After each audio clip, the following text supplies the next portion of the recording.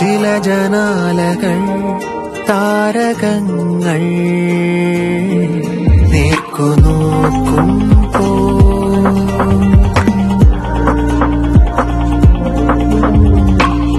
മനോരാജ്യമാ ഗോപുരങ്ങളിൽ കോണിക്കേറുമ്പോ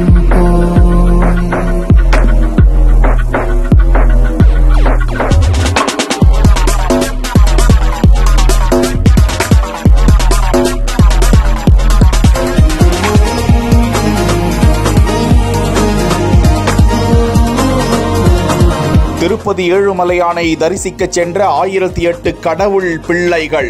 சிறப்பு குழந்தைகளை திருப்பதிக்கு அழைத்துச் செல்ல சிறப்பு ஏற்பாடுகளை செய்த ரோட்டரி சங்கம். வெங்கடாஜலபதியை நன்கு நின்று பார்த்து தரிசித்த சிறப்பு குழந்தைகள். ரோட்டரி சர்வதேச அமைப்பு சார்பில் அறிவுத்திறன் குறைபாடு கொண்ட 1008 சிறப்பு குழந்தைகள் கடந்த 6ஆம் தேதி சென்னை சென்ட்ரலில் இருந்து சிறப்பு ரயில் மூலமாக திருப்பதிக்கு பாதுகாப்பாக அழைத்துச் செல்லப்பட்டனர். முன்னதாக சிறப்பு விருந்தினராக கலந்து கொண்ட அமைச்சர் சேகர் பாபு ரயிலை கொடியசைத்து தொடங்கி வைத்தார். முதல் முறையாக ரோட்டரி அமைப்பு சார்பில் சிறப்பு குழந்தைகளை திருப்பதிக்கு அழைத்து செல்ல இப்படி ஒரு ஏற்பாடு செய்யப்பட்டிருக்கிறது. பயணம் முழுவதும் குழந்தைகளை கவனித்துக் கொள்வதற்காக 500க்கும் மேற்பட்ட தன்னார்வலர்கள் உடன் சென்று அந்த குழந்தைகளை பார்த்து கொண்டனர். சென்னையில் இருந்து குழந்தைகள் ரயில் மூலமாக ரேணிகுண்டா அழைத்து செல்லப்பட்டு அங்கிருந்து 38 பேருந்துகளில் திருமலைக்கு பாதுகாப்பாக அழைத்து செல்லப்பட்டனர். அந்த சிறப்பு குழந்தைகளின் நலனுக்காக 2 ஆம்புலன்ஸ்களும் ஏற்பாடு செய்யப்பட்டிருந்தன. குழந்தைகளுக்கு தேவையான குடிநீர், உணவு உள்ளிட்ட அனைத்து ஏற்பாடுகளையும் சுமார் 65 லட்சம் ரூபாய் செலவில் மேற்கொள்ளப்பட்டதாக